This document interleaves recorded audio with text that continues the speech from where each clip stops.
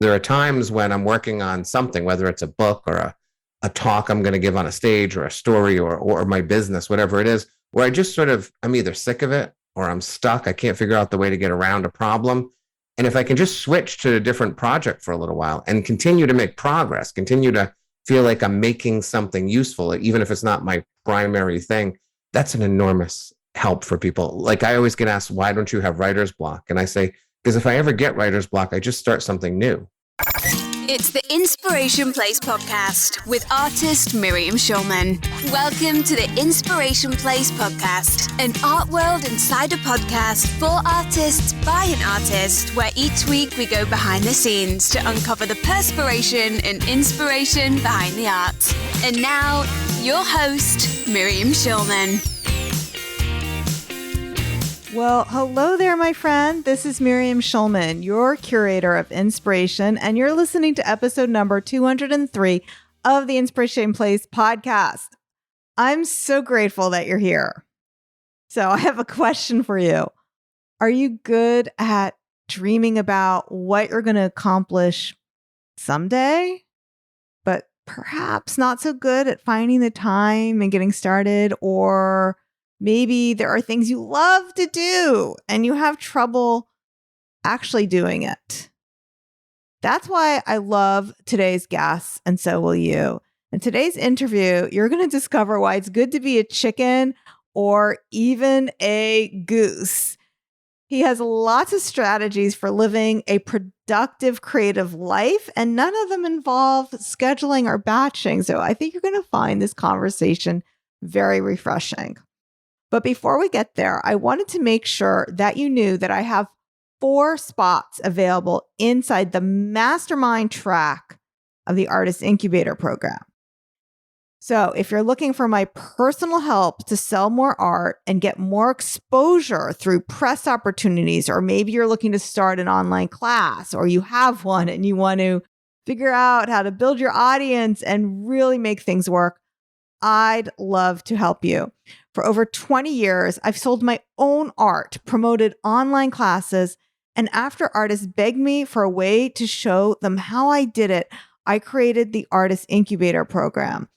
In the Artist Incubator program, I actually have 2 tracks. I have the self-study and the mastermind. If you choose the self-study track, you have all the information you need to succeed. We do have some limited coaching available that way. But for those looking for more hand-holding to navigate the ups and downs of their artist career and already have a track record of sales, then the mastermind track could be for you. The mastermind track is by application only. And like I said, you must already have a website and a track record of sales. To see if you qualify, head on over to schulmanart.com/biz. That's biz as in the letter B-I-Z. Scroll down and make sure you hit the yellow Apply Now button. First, I'll capture your name and email, and then on the next page, I'll ask you a few questions about your studio practice and what you feel is holding you back. Based on the answers to those questions, if you look like you could be a fit, I'll invite you to a free consultation so that we can discuss your art practice in more depth and see if my program can help you. Now, I want you to know this is not a sales call. I only want artists to join my program if it's right for them. Again, go to schulmanart.com/biz as in the letter B-I-Z. And now on with the show. Today's guest is the author of Someday is Today and 9 other books, a best-selling novelist, nationally recognized storyteller, and award-winning elementary school teacher. He teaches storytelling and communications at universities, corporate workplaces, and community organizations. He's won multiple Moth Grand Slam story competitions, and together with his wife, created the organization Speak Up to help others share their stories. They also co-host the Speak Up Storytelling podcast. He lives in Connecticut with his family. Please welcome to the Inspiration Place, Matthew Dix. Well, hey there, Matthew. Welcome to the show. Thank you very much. It's wonderful to be here. Okay. So first of all, I have to ask you because my daughter went to school in University of Hartford. Hmm. So right in your backyard, and Yes. she studied music ed. So she wanted to know, which elementary schools do you and your wife teach at? Oh, well, I teach at Walcott School in West Hartford, Connecticut. I've been there for 24 years. I've been in the same classroom for 21 of those years. My wife is now teaching at Webster Hill School, also in West Hartford. She teaches kindergarten, but we met at Walcott School. We taught one room apart from each other, and that's how we get to know each other. That's so cool. So your wife, Alicia, is the one who is co-founder of the Speak Up organization. Is that correct? Yes, she is. And I've actually taught storytelling at the University of Hartford. I have a professor friend there who I've done a lot of work with over there. Oh, cool. So I don't know any of the West Hartford schools, but my daughter knows all of them because her friends have done student teaching within the school system. So she wanted me to make sure I ask you that. So Yes, well, it's been a wonderful career in an excellent school district. So Matthew does a lot of things, which is why he was asked, I guess, to write a book on, would you call this productivity? What would you call your book? Yeah, I guess I would call it sort of productivity in terms of not only time and method, but also mindset. I think as much as I focus in on the best use of time, I think I spend a lot of time on ideas like preserving your spirit and making sure that your mindset is properly focused and that you have goals and things like that. So ultimately, it's making your dreams come true, whether that dream is, I want to build a chair someday, or I want to create stained glass, or I want to write a novel. Whatever that dream is that you have, whatever you want to make or do in life, that's what the book is designed to help you do. Yeah, what I really liked about it is I wouldn't describe it as your typical productivity book. It was more about how to live a productive life. And it definitely has a bent that I think creatives will appreciate. And what I especially appreciate about you, Matthew, is that you're just not afraid to tell people what you think. It's not always a good quality, my wife says, at but the end of the sometimes book, it I works was out like, really this well. guy is crazy. I have to talk to him. So I have a list of bullets that I want to go through, and this is just to tease the audience. So I'm going to go through them, and then you're going to pick out of this menu of things. So we have eat a compliment sandwich, enemies list, sacred sleep, no TV in bedroom, repurposing challah, mortality motivation, 100-second shower, chickens, pigs, mice, eagles, and geese, be a criminal, and carry a burglar bag. Those are my takeaways from your book. That's pretty good. I like that list a lot. Which one do you want to start with? Well, I guess the one that I always think is the easiest fix, at least in terms of gaining a lot of time back for a lot of people, is the sleep. I think it's also the one that is less likely that people are going to do because it requires you breaking habits. But when I meet with people and they want to find ways to get more done, the first thing I narrow in on is on how they sleep. I believe in sleep. I believe it's extremely important, and you should sleep the appropriate amount of time that your body requires. Now, admittedly, I sleep a little less than most people, but typically when I drill down into someone's sleep habits, what they qualify as sleep is really time spent in bed. And if we can actually spend our time in bed only sleeping and not tossing and turning and not doing terrible things like snooze alarming our lives away, or even waking up with an alarm is really not the ideal way to wake. If we can make our sleep more efficient, if we can sleep in a more productive way, we can actually spend less time in bed. And quite often when I'm working with someone, we can recapture an hour from their day that they are spending in bed. And an hour is enormous. Over the course of a year or a lifetime, an hour is a blessing. If you had a 25-hour day rather than a 24-hour day, that's essentially what is happening if you get an hour back somewhere along the way. So focusing in on your sleep and specifically treating your sleep as sacredly as it deserves to be can really garner enormous results. Yeah, I really appreciated that section. So I always thought that I treat sleep sacredly. I don't have a TV in my bedroom, but I will share some things I have changed since reading your book.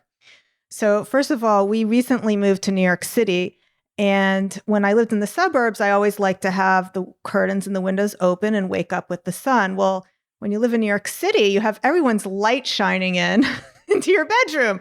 And so now I've been drawing those drapes at night, and Matthew has made, it sounds like such a small thing. It's made a huge difference.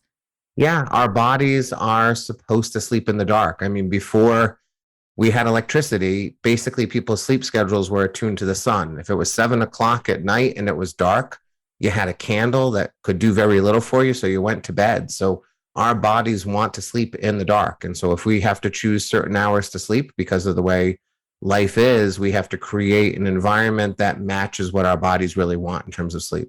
Okay. And the second tip that I found huge is you said the only thing that should be done in bed is sleep or sex, and preferably just sleep.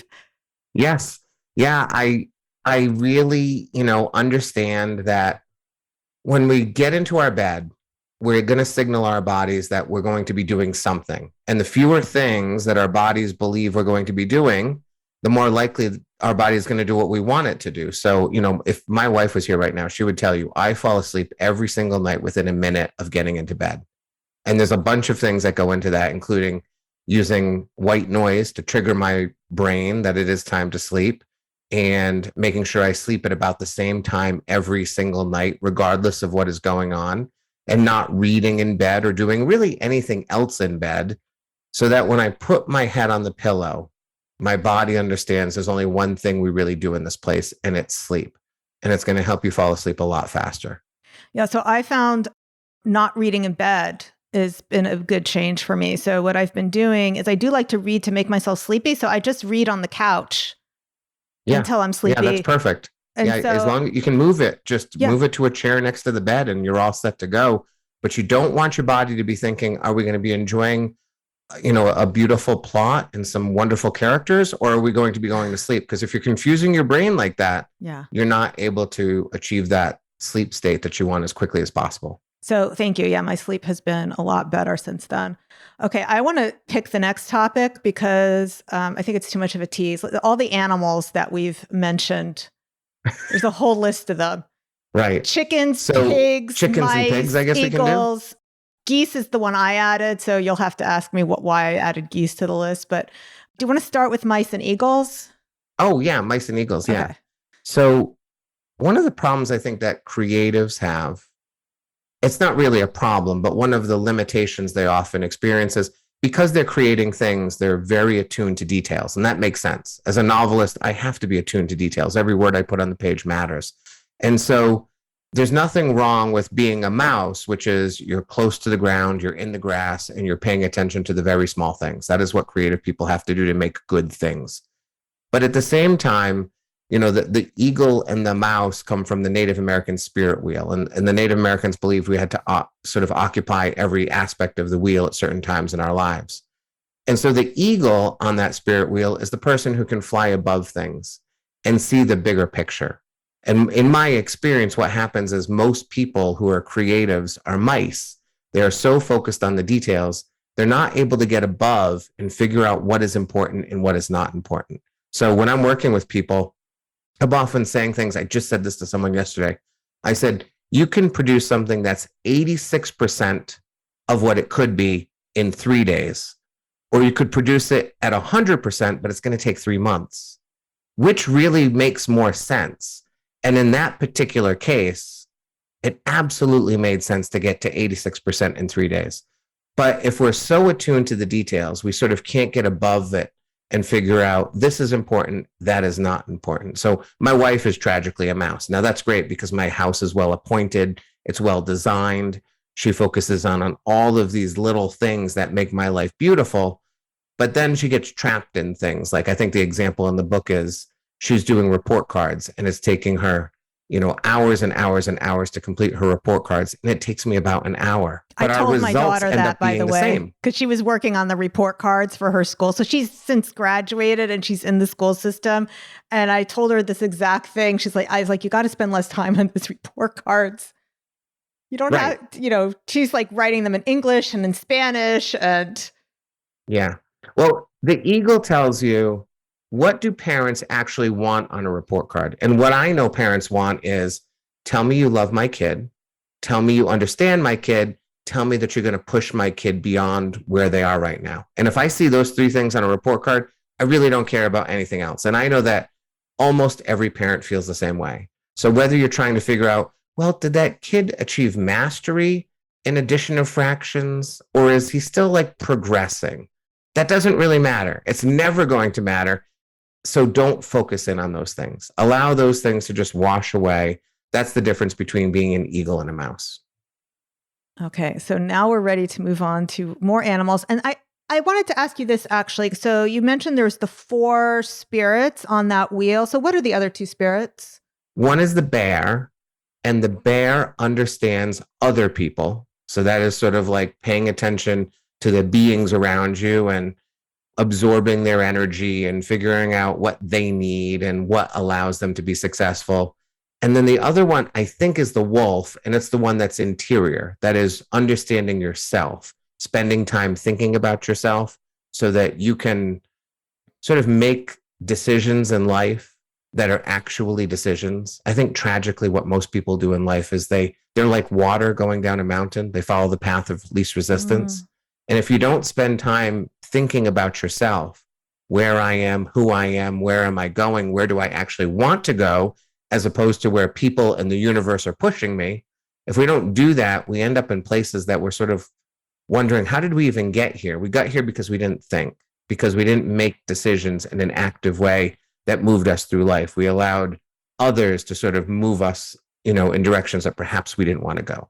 And maybe doing some people pleasing along the way. Yeah. Okay, so now we're still on the animals.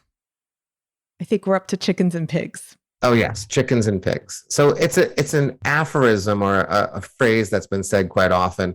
It's the idea that if a chicken and a pig go into business together in a restaurant, sort of a breakfast restaurant, that it's better to be a pig because the pig is going to produce bacon, which means the pig has to die. So the pig's all in on the business, whereas a chicken's going to lay an egg, not really all in on the business. It's sort of the implication that you want to be a pig because you really want to be all in on your project. You don't want to sort of like have a foot in and a foot out. And I think that's a terrible way to be. I think that's ridiculous. I tell people they should be chickens because you kind of want a lot of pots on the stove. I don't believe in going all in on one thing, because if that one thing isn't sort of working out for you, now you're stuck. Now you've got the business that's going out of business and you don't know where to go next. So for me, I'm always thinking of it in terms of percentages. Like I've got a book that's due. It's going to receive 60% of my attention. But I've got a book that I kind of want to write next and I sort of want to tinker with it. So I'm going to give that 5% of my creative attention. And I'm working on building a business and I'm going to give that business 30% of my attention. Rather than just sort of going all in on the one thing, I think that creative people can do themselves a lot of help, do a service to themselves if they allow themselves to be tinkering away at a multitude of things. It also allows you to get unstuck. There are times when I'm working on something, whether it's a book or a talk I'm going to give on a stage or a story or my business, whatever it is, where I just I'm either sick of it or I'm stuck. I can't figure out the way to get around a problem. And if I can just switch to a different project for a little while and continue to make progress, continue to feel like I'm making something useful, even if it's not my primary thing, that's an enormous help for people. Like I always get asked, why don't you have writer's block? And I say, because if I ever get writer's block, I just start something new.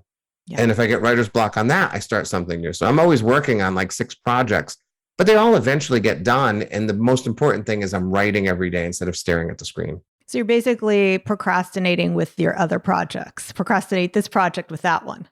That's pretty good. I've never thought of it that way.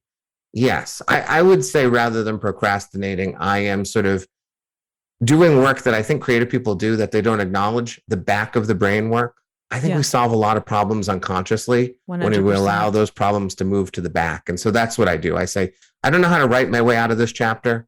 I'm going to move on to something else, but I believe my brain somewhere in the back is still noodling away at it, and it allows it to have the time it needs before it can come forward again. It absolutely does. And that's why sleep is so important, because your brain is actually working through problems while you're sleeping.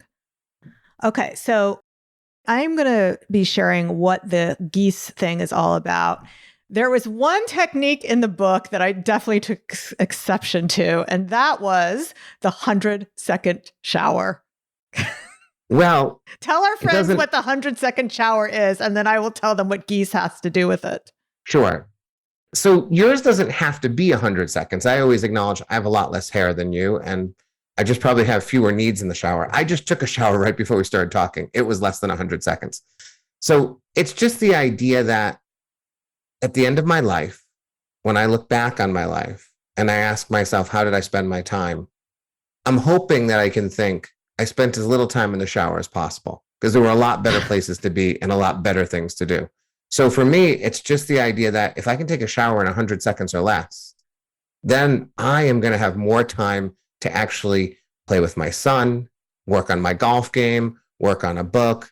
It's just the desire to get the hell out of the shower as quickly as I can and get on to life in some meaningful way. Although in the book, I do acknowledge sometimes I take a little bit longer of a shower, but if I'm in there working on a story or memorizing a poem and reciting it out loud, then I might take a little bit of a longer shower because I'm making some use of that time. But ultimately, I love to get out of the shower within 100 seconds. So how do geese play into this? Okay. All right. So I am not a fan of the 100-second shower. I'm a fan of the 10-minute bath.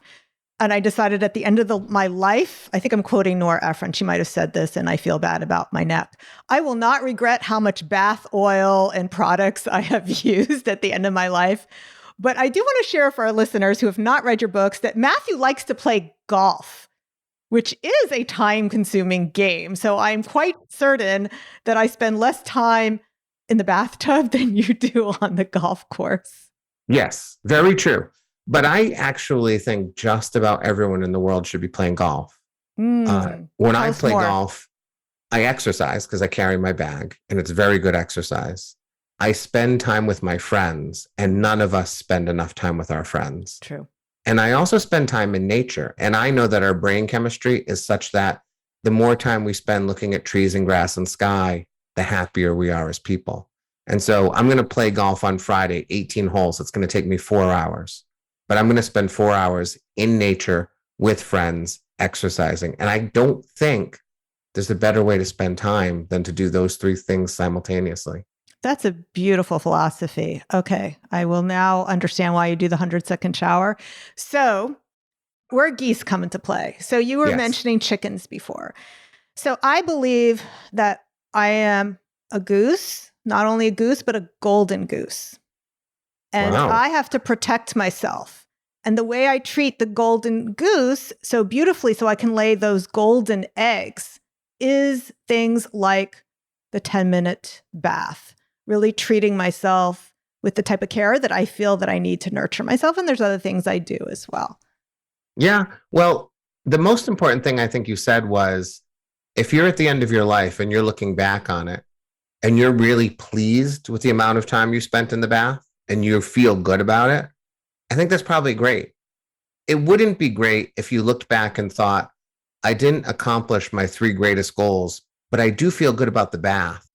I think probably what will happen is you'll think, I love those baths, but I didn't really get the other things that I wanted to get done. But if it all works out at the end and you're like, I did what I wanted to do and I took some really good baths along the way, that's perfectly fine. My fear is always that at the end of life, people are going to look back at the way they spent their time and they're going to think they wasted it. I just discovered that David Cassidy, his very last words he spoke to his daughter were, so much wasted time. And that's David Cassidy. Oh my goodness. Who actually did things that we all know about and was world renowned. He looked back on his life and thought, I wasted so much time. And I just think that's how most people feel. Yeah. So I actually am like you. I would classify it differently though. So Matthew in his book talks about the 100-year life plan. Okay. So I call it mortality motivation. I do have, partly because my father died when I was 5 years old. So I do have this, and I think also a lot of us have this, or at least I know I do, have this feeling of I could die next year because of the pandemic. And when I was writing my book, so I wrote a book also, Kitty. Go There's a very cute kitty on Matthew's desk right now. So when I was writing my book and the agent says, "Oh, it'll come out in 2023," I was like, "What are you talking about? I could be dead by then. We got to get it out now." So I definitely feel that mortality motivation that you talk about. Like, what is it that I want to accomplish? And it's not someday, which I know is not your favorite word. So those actually are two questions now we're going to have to unpack. So why don't you share with everybody about your 100-year plan? Sure. When I was 21, I was the victim of an armed robbery. I was managing a McDonald's restaurant, and after closing, 3 men with guns broke into the store, and ultimately I ended up on the floor with a gun to my head, and they told me they were going to kill me, and they started counting back from 3. And I was absolutely certain that I was about to die. And these were men who the police had already told me had killed other people. So I just thought for certain that I was at the end of my life. And the thing that astounded me about that moment was that I didn't feel afraid or angry or even sad. The only feeling I felt was regret. I thought, my God, I'm 21 years old and I have done nothing and they're about to take my life. And obviously I survived. They pulled the trigger, but there was no bullet in the gun. And since that day, truly, I've sort of been focused on making sure that I never experience that feeling of regret ever again. And the strategy that I sort of came up with for myself is I understand what it's like to be at the end of your life, or to at least believe you're at the end of your life. And so now what I do is I imagine myself at 100. And so if I have a choice to make, how am I going to spend the next 2 hours? My wife goes out to get her hair done and my kids are at camp and I'm at home for 2 hours. I have choices. I can go play golf. I can work on a book. I could binge watch a television show. I could pet my cat. I think that we're terrible or unreliable when we're making decisions in the moment. Like if I had a decision to make right now on how I would spend this very moment, I'd probably be playing golf and eating a cheeseburger. Those are 2 of my favorite things.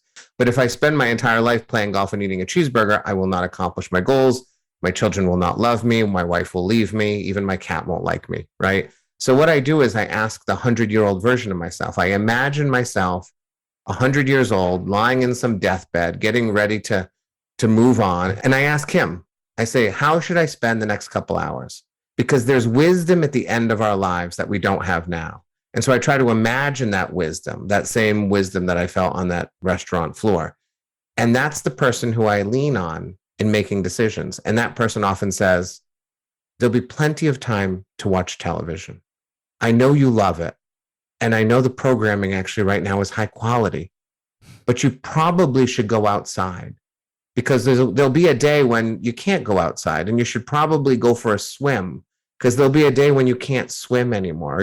You should pet your cat because they only live for like 12 to 18 years. And this television show that you think is important is not really that important. And if you watch it today, a year from now, you'll probably forget most of it. So why don't you put that aside for now and go do something more productive? And I listen to that person as much as I can. And it's led to a much better life for me. That's really beautiful. So you go to your future self and you ask your future self for advice. Yeah. Yeah. And then I listen because I think a lot of people might ask and then binge watch Netflix, which sounds lovely because I love television. But as you know, in my book, I don't watch very much of it at all because I just choose better things. Knowing television is always there for me when I can't choose those better things anymore. Yeah. And my listeners don't know this, I think, about me because I don't really talk about it, but I watch very little television. So we moved into the city about 2 months ago, and my husband and I haven't even hung our TV up yet. So that's how much we care about television. Yeah.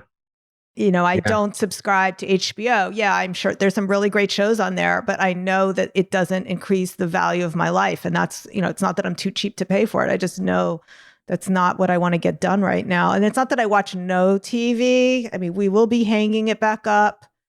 We will be watching reruns of Seinfeld yet again. But I'm pretty much a militant about compared to other people. They would seem I'm extreme. Like I said, we own one TV and that's it.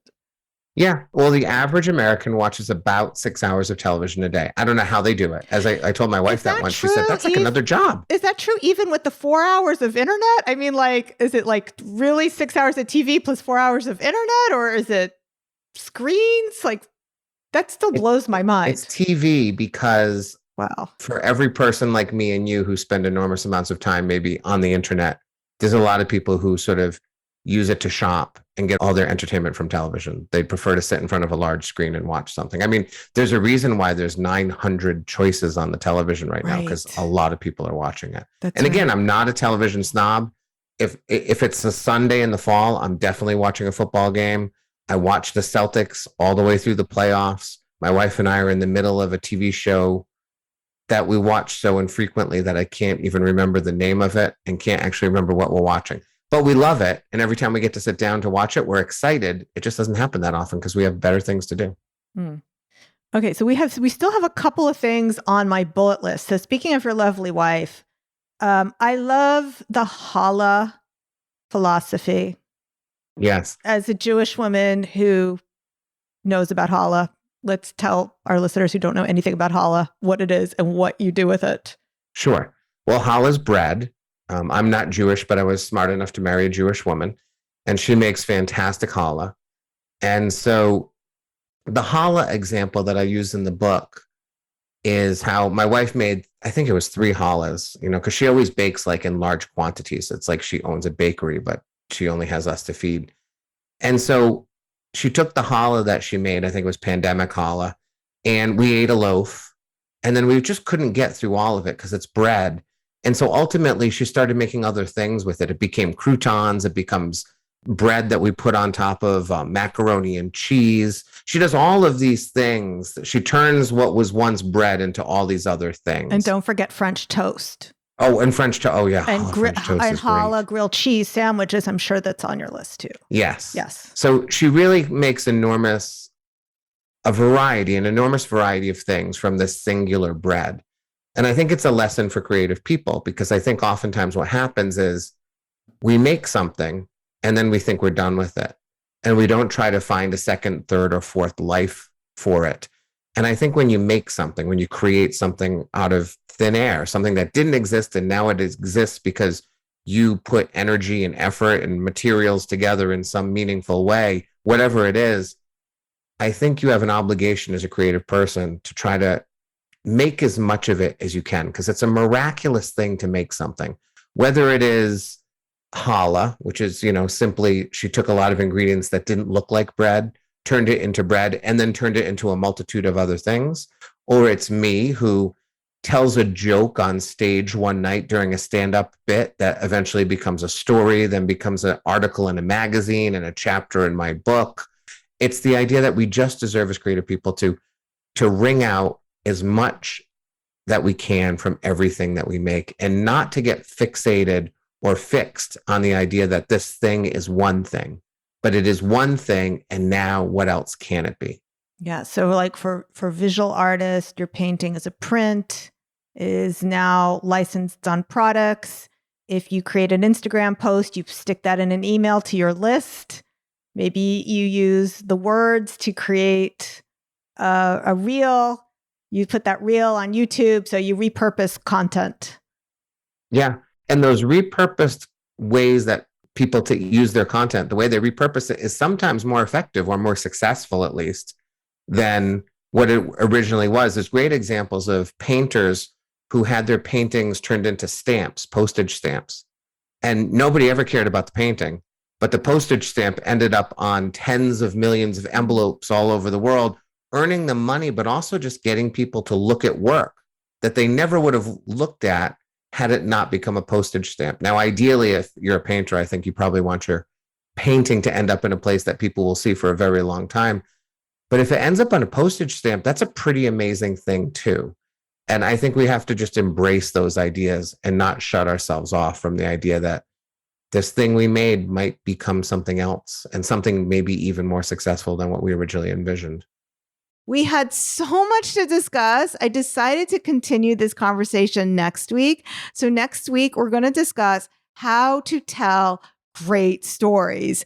And if you can't wait till next week, then I suggest you check out Matthew's books. We've linked both of them in the show notes, which you'll find at schulmanart.com/203. So the book we discussed this week is Someday is Today. And next week, we're talking about his book, Storyworthy. But before we go, Matthew, do you have any last words for our listeners about Someday is Today before we call this podcast complete, which is actually very incomplete and will be continued?